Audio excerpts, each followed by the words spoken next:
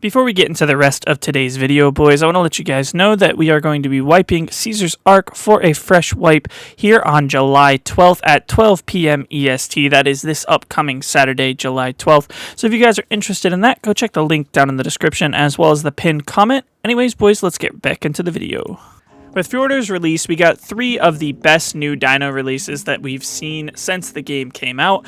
All 3 dinos are extremely useful in their own right. We already did a video about the Andrewsarchus, so if you guys missed that, I'll put a link down in the description for you. But today we're going to be talking about the shoulder tame that they gave us, the Fjordhawk. This thing is actually insane. It completely blows every other shoulder mount out of the water. So today we're going to be doing a deep dive and taking a look at how this thing works, some interesting mechanics with it, and where to get it and how to tame it.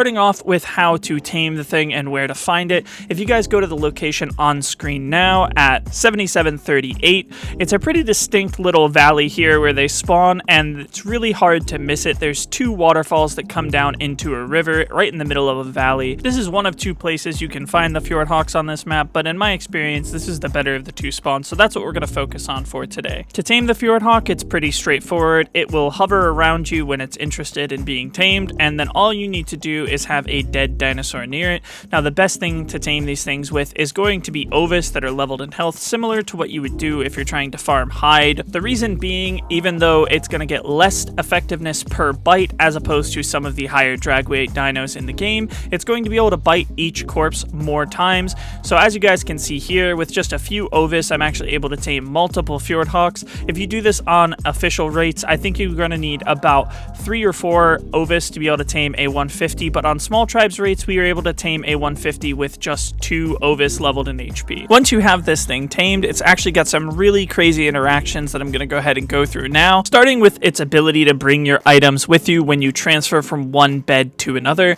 If you have 2 beds set down, whether it be at a farming location or 2 separate bases, and you transfer from one bed to the other, the Fjordhawk will bring your items with you, no problem, and it doesn't take any time. It doesn't need to travel the map. It's instantaneous. So once you transfer, you're going to have your items brought to you in a bag right next to the bed. Now, while this bag is here, I want to go ahead and show you guys another ability that the Fjordhawk has. As you can see, there is a skull icon above the death item cache. Now, this is going to appear whether it's from a player, a tame, or a wild dino, and basically just gives you an extra thing on your HUD that you're able to see. This is not the only extra HUD icon that you get, though. You're also able to see when any creature, player, or even boss is below 50% HP. You'll be able to see the HP bar show up when it starts to get below half, and then it will gradually get darker towards red until it dies. This is especially useful for tracking players that you're fighting in PvP, and it lets you keep eyes on them even in situations where they're getting behind walls, rocks, or into water. It's similar to what you would see where you're using the shoulder cannon to track players, but I personally prefer this because it's a lot more accessible, and it also, in addition to showing you where the player is, lets you know when the player is low, so you can use that information to approach each situation accordingly. Another ability the Fjordhawk has is it is able to bring your kit back to you upon death. Now, this is not limited to PvE or PvP. Any form of damage that kills your player, as long as the Fjordhawk survives for a couple of seconds afterwards, it will be able to bring your kit back to you. So this is extremely useful for all players, regardless of what game mode they're playing on, single player, multiplayer, PvE, or PvP. You never lose your kit when you die again. You never have to run back to get it. It just comes back to you when you respawn. It is worth noting, however, that when you have a Fjordhawk on your shoulder, if you travel from one bed to another or your player dies, if you have no additional items in your inventory, the Fjordhawk will not travel with you. So keep that in mind when you're traveling from base to base with your Fjordhawk. If you end up killing yourself or traveling from one bed to the other and you don't have additional items in your inventory, then your Fjordhawk will just stay there and be a little sitting duck for any sort of PvE to kill.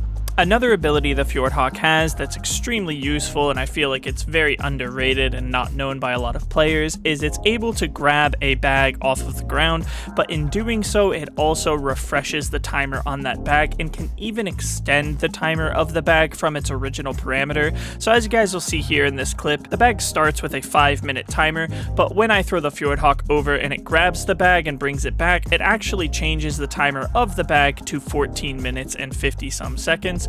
Now that is going to refresh every time that you do it, so in a raid situation, or if you somehow have a wild dinosaur destroy some stuff in your base if you're on PvE, and you're scrambling to try and get all of the bags and you're by yourself, what you can do is actually use the Fjordhawk to redo the timers of all of these bags and make it to where it's a lot less stressful and you have a lot more time to sort through loot. I know some of you might be thinking that since these are such a small dino, they obviously are going to have a small health pool, and that would be an area that you guys would be 100% dead wrong in.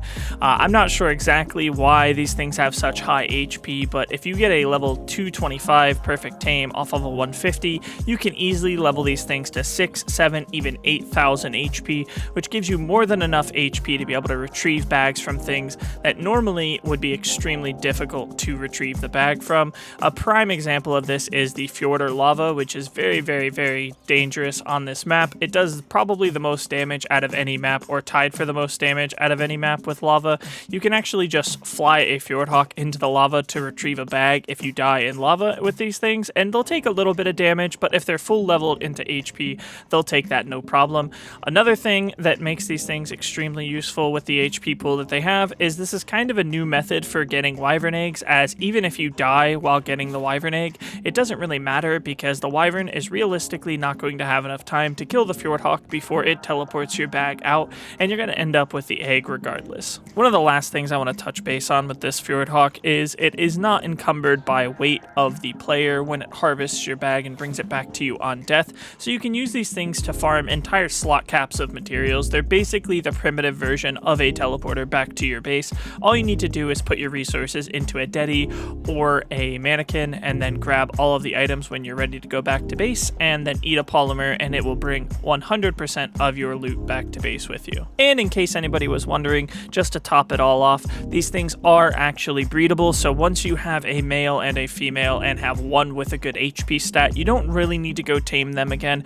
If anything, for a point of balance that I would suggest a wildcard, it would be to make these things unbreedable. However, that's not something that I've ever seen them do in the past with dinos, so I don't expect it to happen. It normally goes the other way, but I do think they are extremely OP, and I would like to see some form of a balance put in on them, and unfortunately, without making them unbreedable, the balance change will probably be something a lot more limiting to its abilities. So I don't know, what do you guys think though? Do you think this thing is the new go-to for shoulder mounts? Do you think you guys are going to use this thing every time that you're in open world PvP? Personally, I don't leave base without one. Let me know what you guys think down in the comments though, and I'll see you guys in the next one. Peace.